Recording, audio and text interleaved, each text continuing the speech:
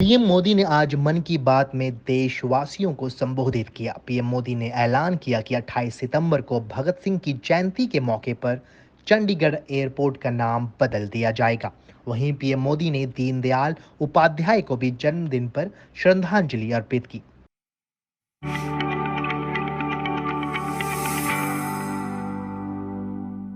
मेरे प्यारे देशवासियों, नमस्कार।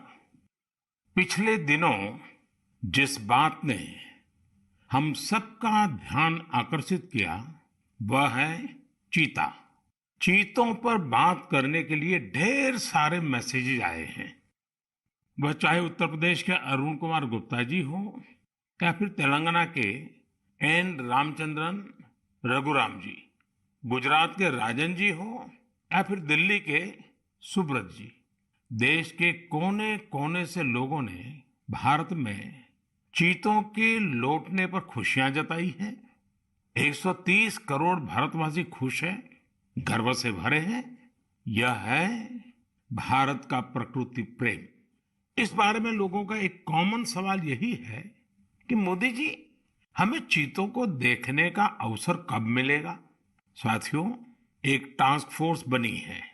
यह टास्क फोर्स चीतों की मॉनिटरिंग करेगी और ये देखेगी कि यहाँ के माहौल में वो कितने घुल मिल पाए हैं। इसी आधार पर कुछ महीने बाद कोई निर्णय लिया जाएगा और तब आप चीतों को देख पाएंगे।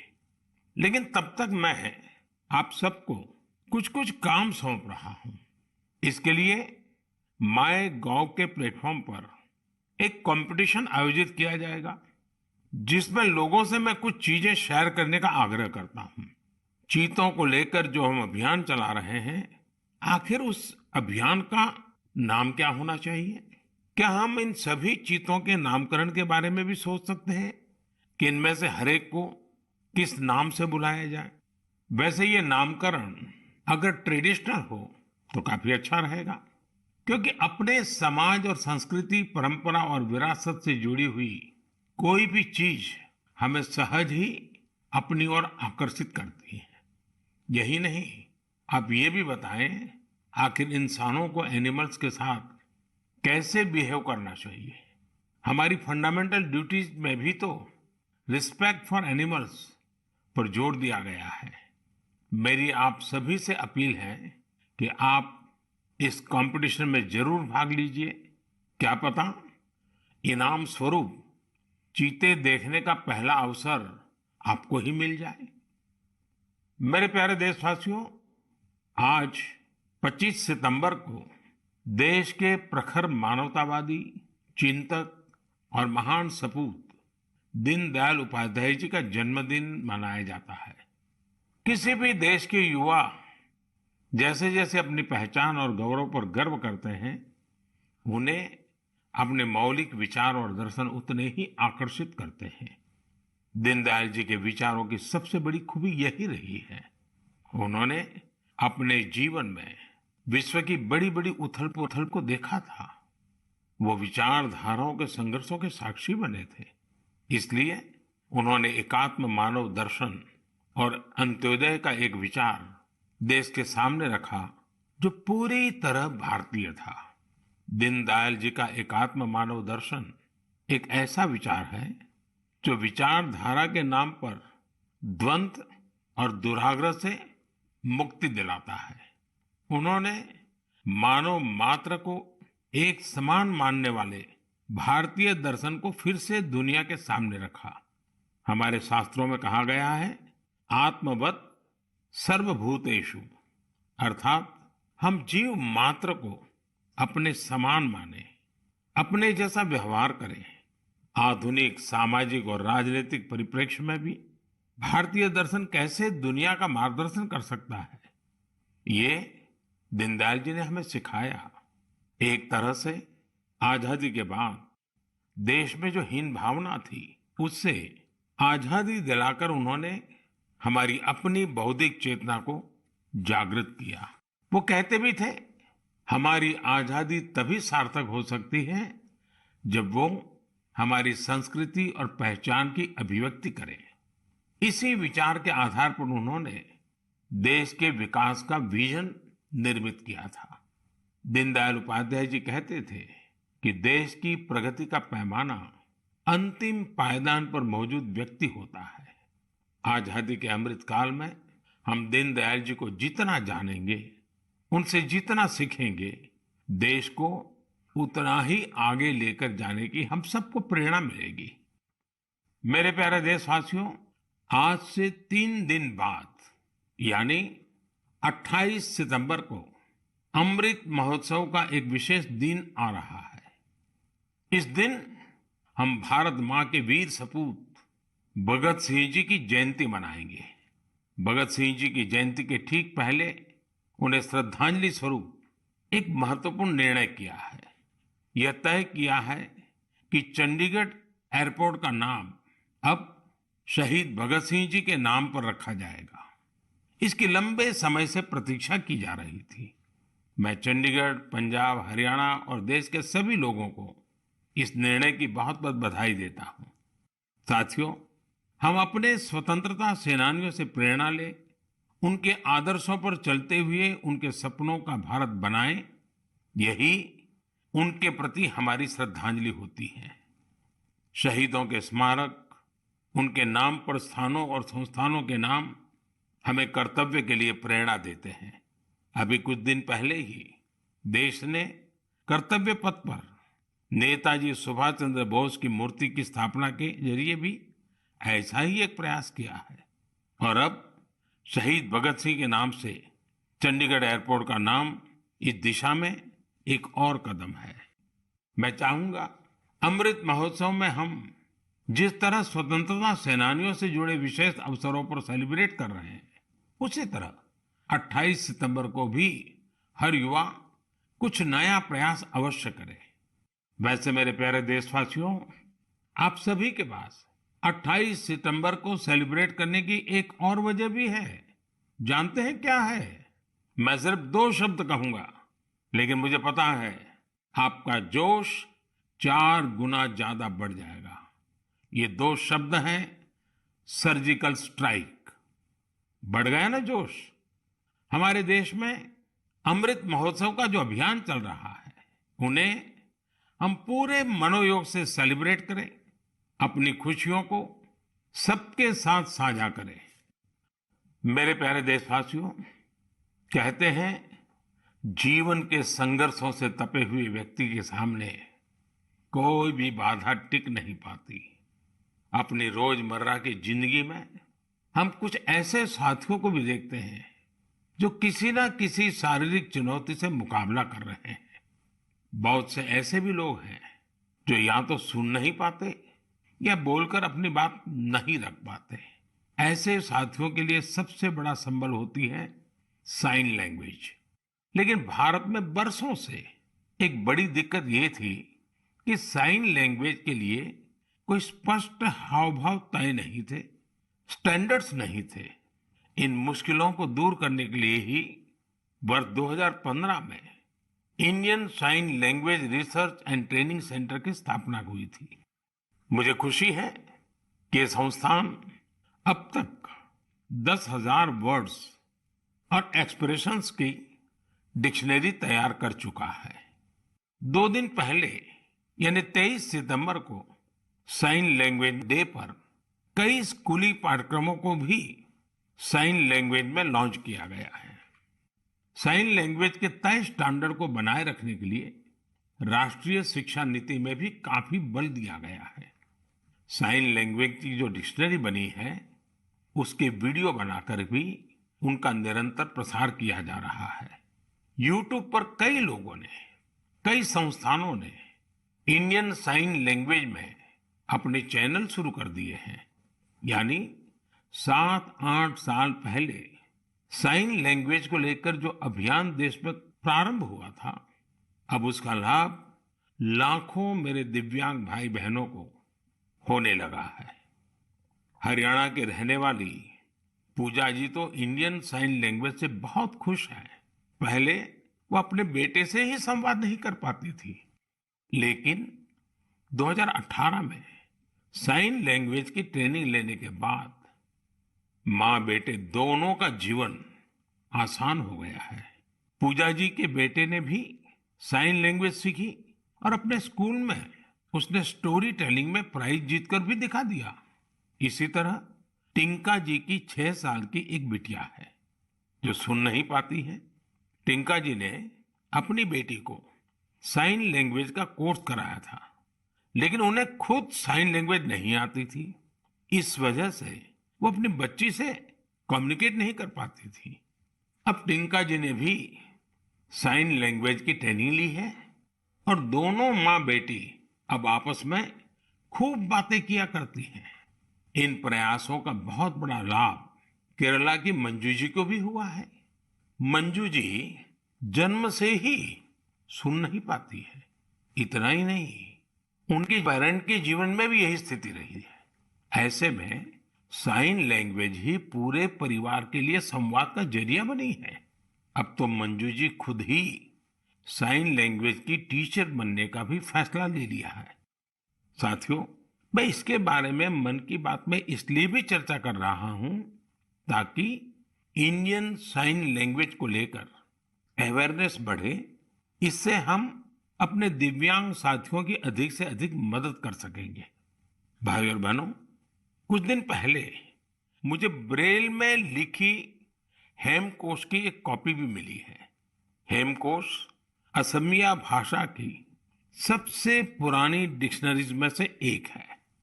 यह 19वीं शताब्दी में तैयार की गई थी। इसका संपादन प्रख्यात भाषाविद हेमचंद्र बरुआ जी ने किया था। हेमकोश का ब्रेल एडिशन करीब 10,000 पन्नों का है और यह 15 वॉल्यूम से भी अधिक में प्रकाशित होने जा रहा है। इसमें 1 लाख से भी अधिक शब्दों का अनुवाद होना है। मैं इस संवेदनशील प्रयास की बहुत सराहना करता हूं। इस तरह के हर प्रयास दिव्यांग साथियों का कौशल और सामर्थ्य बढ़ाने में बहुत मदद करते हैं। आज भारत पैरा स्पोर्ट्स में भी सफलता के परचम लहरा रहा है। हम सभी कई टूर्नामेंट्स में इसके साक्षी रहे हैं। आज कई लोग ऐसे हैं जो दिव्यांगों के बीच फिटनेस कल्चर को जमीनी स्तर पर बढ़ावा देने में जुटे हैं। इससे दिव्यांगों के आत्मविश्वास को बहुत बल मिलता है।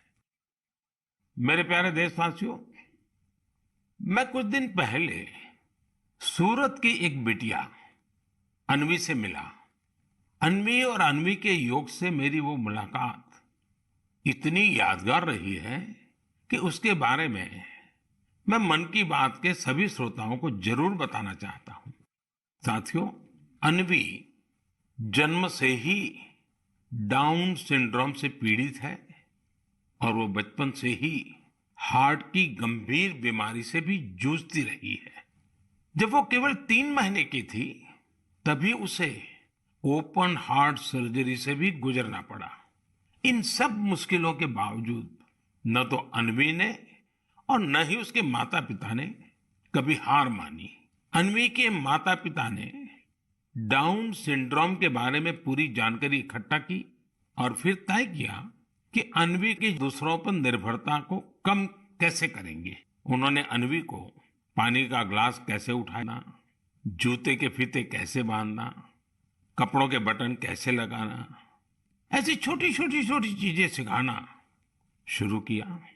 कौन सी चीज की जगह कहाँ है, कौन सी अच्छी आदतें होती हैं, ये सब कुछ बहुत धैर्य के साथ उन्होंने अन्वी को सिखाने की कोशिश की।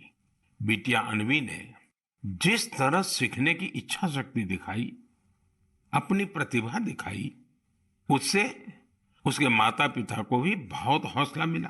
उन्होंने अन्वी को योग सीखने के लिए प्रेरित किया।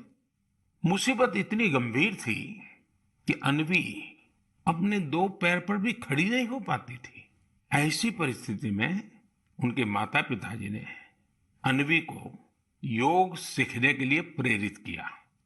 पहली बार जब वो योग सिखाने वाली कोच के पास गई तो वे भी बड़ी दुविधा में थे कि क्या ये मासूम बच्ची योग कर पाएगी। लेकिन कोच को भी शायद इसका अंदाजा नहीं था कि अन्वी किस मिट्टी की बनी है। वो अपनी माँ के साथ योग का अभ्यास करने लगी और अब तो वो योग में एक्सपर्ट हो चुकी है। अन्वी आज देश भर के कंपटीशन में हिस्सा लेती है और मेडल जीतती है। योग ने अन्वी को नया जीवन दे दिया।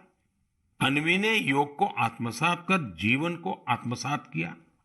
अन्वी के माता पिता ने मुझे बताया कि योग से अन्वी के जीवन में अद्भुत बदलाव देखने को मिला है। अब उसका सेल्फ कॉन्फिडेंस गजब का हो गया है। योग से अन्वी की फिजिकल हेल्थ में भी सुधार हुआ है और दवाओं की जरूरत भी कम होती चली जा रही है। मैं चाहूंगा कि देश विदेश में मौजूद मन की बात के श्रोता अन्वी को योग से हुए लाभ का वैज्ञानिक अध्ययन कर सके।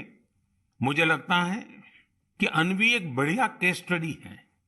जो योग के सामर्थ्य को जांचना परखना चाहते हैं, ऐसे वैज्ञानिकों ने आगे आकर के अन्वी की इस सफलता पर अध्ययन करके योग के सामर्थ्य से दुनिया को परिचित कराना चाहिए। ऐसी कोई भी रिसर्च दुनिया भर में डाउन सिंड्रोम से पीड़ित बच्चों की बहुत मदद कर सकती है। दुनिया अब इस बात को स्वीकार कर चुकी है कि फिजिकल और मेंटल वेलनेस के लिए योग बहुत ज्यादा कारगर है। विशेषकर डायबिटीज और ब्लड प्रेशर से जुड़ी मुश्किलों में योग से बहुत मदद मिलती है। योग की ऐसी ही शक्ति को देखते हुए 21 जून को संयुक्त राष्ट्र ने अंतर्राष्ट्रीय योग दिवस मनाना तय किया हुआ है। अब यूनाइटेड नेशन संयुक्त राष्ट्र ने भारत के एक और प्रयास को रिकॉग्नाइज किया है, उसे सम्मानित किया है। ये प्रयास है वर्ष 2017 में शुरू किया गया इंडिया हाइपरटेंशन कंट्रोल इनिशिएटिव। इसके तहत ब्लड प्रेशर की मुश्किलों से जूझ रहे लाखों लोगों का इलाज सरकारी सेवा केंद्रों में किया जा रहा है। जिस तरह इस इनिशिएटिव ने अंतर्राष्ट्रीय संस्थाओं का ध्यान अपनी ओर खींचा है, वो अभूतपूर्व है। ये हम सबके लिए उत्साह बढ़ाने वाली बात है कि जिन लोगों का उपचार हुआ है, उनमें से करीब आधे का ब्लड प्रेशर कंट्रोल में है। मैं इस इनिशिएटिव के लिए काम करने वाले उन सभी लोगों को बहुत बहुत बधाई देता हूं, जिन्होंने अपने अथक परिश्रम से इसे सफल बनाया। साथियों, मानव जीवन की विकास यात्रा निरंतर पानी से जुड़ी हुई है, चाहे वो समंदर हो, नदी हो या तालाब। भारत का भी सौभाग्य है कि करीब 7,500 किलोमीटर से अधिक लंबी कोस्टलाइन के कारण हमारा समुद्र से नाता अटूट रहा है। यह तटीय सीमा कई राज्यों और द्वीपों से होकर गुजरती है। भारत के अलग अलग समुदायों और विविधताओं से भरी संस्कृति को यहाँ फलते फूलते देखा जा सकता है। इतना ही नहीं, इन तटीय इलाकों का खान पान लोगों को खूब आकर्षित करता है।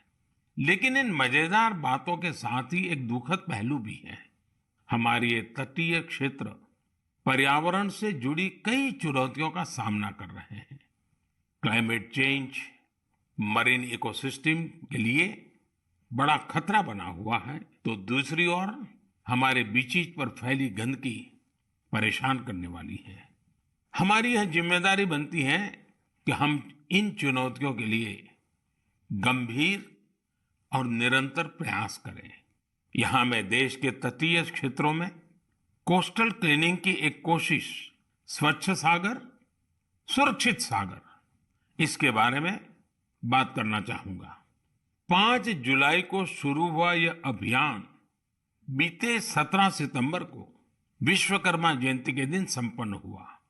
इसी दिन कोस्टल क्लीन अप डे भी था। आजादी के अमृत महोत्सव में शुरू हुई यह मुहिम 75 दिनों तक चली। इसमें जन भागीदारी देखते ही बन रही थी। इस प्रयास के दौरान पूरे 2.5 महीने तक सफाई के अनेक कार्यक्रम देखने को मिले। गोवा में एक लंबी ह्यूमन चेन बनाई गई। काकीनाडा में गणपति विसर्जन के दौरान लोगों को प्लास्टिक से होने वाले नुकसान के बारे में बताया गया। एनएसएस के लगभग 5,000 युवा साथियों ने तो 30 टन से अधिक प्लास्टिक एकत्र किया। ओडिशा में 3 दिन के अंदर 20,000 से अधिक स्कूली छात्रों ने प्रण लिया कि वे अपने साथ ही परिवार और आसपास के लोगों को भी स्वच्छ सागर और सुरक्षित सागर के लिए प्रेरित करेंगे। मैं उन सभी लोगों को बधाई देना चाहूंगा जिन्होंने इस अभियान में हिस्सा लिया। इलेक्टेड ऑफिशियल्स, खासकर शहरों के मेयर और गांवों के सरपंचों से जब मैं संवाद करता हूं तो ये आग्रह जरूर करता हूं कि स्वच्छता जैसे प्रयासों में लोकल कम्युनिटीज और लोकल ऑर्गेनाइजेशंस को शामिल करें, इनोवेटिव तरीके अपनाएं। बेंगलुरु में एक टीम है, यूथ फॉर परिवर्तन। पिछले 8 सालों से यह टीम स्वच्छता और दूसरी सामुदायिक गतिविधियों को लेकर काम कर रही है। उनका मोटो बिल्कुल क्लियर है, स्टॉप कंप्लेनिंग, स्टार्ट एक्टिंग। इस टीम ने अब तक शहर भर की 370 से ज्यादा जगहों का सौंदर्यीकरण किया है। हर स्थान पर यूथ फॉर परिवर्तन के अभियान ने 100 से 150 नागरिक को जोड़ा है। प्रत्येक रविवार को यह कार्यक्रम सुबह शुरू होता है और दोपहर तक चलता है। इस कार्य में कचरा तो हटाया ही जाता है, दीवारों पर पेंटिंग और आर्टिस्टिक स्केचेज बनाने का काम भी होता है। कई जगहों पर तो आप प्रसिद्ध व्यक्तियों के स्केचेज और उनके इंस्पिरेशनल कोट्स भी देख सकते हैं। बेंगलुरु के यूथ फॉर परिवर्तन के प्रयासों के बाद मैं आपको मेरठ के कबाड़ से जुगाड़ अभियान के बारे में भी बताना चाहता हूं। यह अभियान पर्यावरण की सुरक्षा के साथ साथ शहर के सौंदर्यीकरण से भी जुड़ा है। इस मुहिम की खास बात यह भी है कि इसमें लोहे का स्क्रैप, प्लास्टिक वेस्ट, पुराने टायर और ड्रम जैसी बेकार हो चुकी चीजों का प्रयोग किया जाता है। कम खर्चे में सार्वजनिक स्थलों का सौंदर्यीकरण कैसे हो, यह अभियान इसकी भी एक मिसाल है। इस अभियान से जुड़े सभी लोगों की मैं हृदय से सराहना करता हूं। मेरे प्यारे देशवासियों, इस समय देश में चारों ओर उत्सव की रौनक है। कल नवरात्रि का पहला दिन है। इसमें हम देवी के पहले स्वरूप मां शैलपुत्री की उपासना करेंगे। यहां से 9 दिनों का नियम, संयम और उपवास, फिर विजयादशमी का पर्व भी होगा। यानी एक तरह से देखें तो हम पाएंगे कि हमारे पर्वों में आस्था और आध्यात्मिकता के साथ साथ कितना गहरा संदेश भी छिपा है।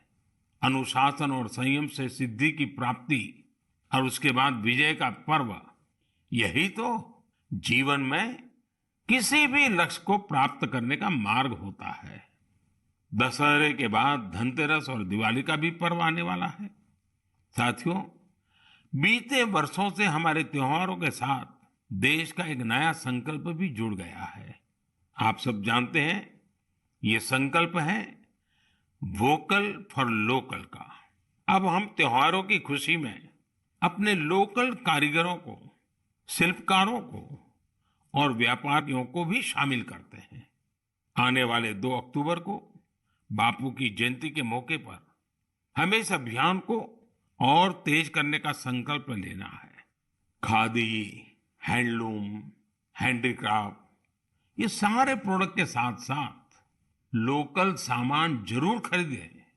आखिर इस त्योहार का सही आनंद भी तब है जब हर कोई इस त्योहार का हिस्सा बने। इसलिए स्थानीय प्रोडक्ट के काम से जुड़े लोगों को हमें सपोर्ट भी करना है। एक अच्छा तरीका यह है कि त्योहार के समय हम जो भी गिफ्ट करें उसमें इस प्रकार के प्रोडक्ट को शामिल करें। इस समय यह अभियान इसलिए भी खास है क्योंकि आजादी के अमृत महोत्सव के दौरान हम आत्मनिर्भर भारत का भी लक्ष्य लेकर चल रहे हैं, जो सही मायने में आजादी के दीवानों को एक सच्ची श्रद्धांजलि होगी। इसलिए मेरा आपसे निवेदन है कि इस बार खादी, हैंडलूम या हैंडीक्राफ्ट इस प्रोडक्ट को खरीदने के आप सारे रिकॉर्ड तोड़ दें। हमने देखा है त्योहारों पर पैकिंग और पैकेजिंग के लिए पॉलीथीन बैग्स का भी बहुत इस्तेमाल होता रहा है। स्वच्छता के पर्वों पर पॉलीथीन का नुकसानकारक कचरा ये भी हमारे पर्वों की भावना के खिलाफ है। इसलिए हम स्थानीय स्तर पर बने हुए नॉन प्लास्टिक बैग्स का ही इस्तेमाल करें। हमारे यहाँ जूट के, सूत के, केले के ऐसे कितने ही पारंपरिक बैग का चलन एक बार फिर से बढ़ रहा है। ये हमारी जिम्मेदारी है कि हम त्योहारों के अवसर पर इनको बढ़ावा दें और स्वच्छता के साथ अपने और पर्यावरण के स्वास्थ्य का भी ख्याल रखें। मेरे प्यारे देशवासियों, हमारे शास्त्रों में कहा गया है, परहित सरिस धर्म नहीं भाई, यानी दूसरों का हित करने के समान, दूसरों की सेवा करने, उपकार करने के समान कोई और धर्म नहीं है। पिछले दिनों देश में समाज सेवा की इसी भावना की एक और झलक देखने को मिली। आपने भी देखा होगा कि लोग आके आकर किसी न किसी टीबी से पीड़ित मरीज को गोद ले रहे हैं, उसके पौष्टिक आहार का बीड़ा उठा रहे हैं। दरअसल ये टीबी मुक्त भारत अभियान का एक हिस्सा है, जिसका आधार जन भागीदारी है, कर्तव्य भावना है। सही पोषण से ही सही समय पर मिली दवाइयों से टीबी का इलाज संभव है। मुझे विश्वास है कि जन भागीदारी की इस शक्ति से वर्ष 2025 तक भारत जरूर टीबी से मुक्त हो जाएगा। साथियों, केंद्र शासित प्रदेश दादरा नगर हवेली और दमन दीव से भी मुझे एक ऐसा उदाहरण जानने को मिला है जो मन को छू लेता है। यहाँ के आदिवासी क्षेत्र में रहने वाली जीनू रावतिया जी ने लिखा है कि वहां चल रहे गांव दत्तक कार्यक्रम के तहत मेडिकल कॉलेज के स्टूडेंट्स ने 50 गांवों को गोद लिया है। इसमें जीनू जी का गांव भी शामिल है। मेडिकल के छात्र बीमारी से बचने के लिए गांव के लोगों को जागरूक करते हैं, बीमारी में मदद भी करते हैं और सरकारी योजनाओं के बारे में भी जानकारी देते हैं। परोपकार की ये भावना गांव में रहने वालों के जीवन में नई खुशियां लेकर आई है।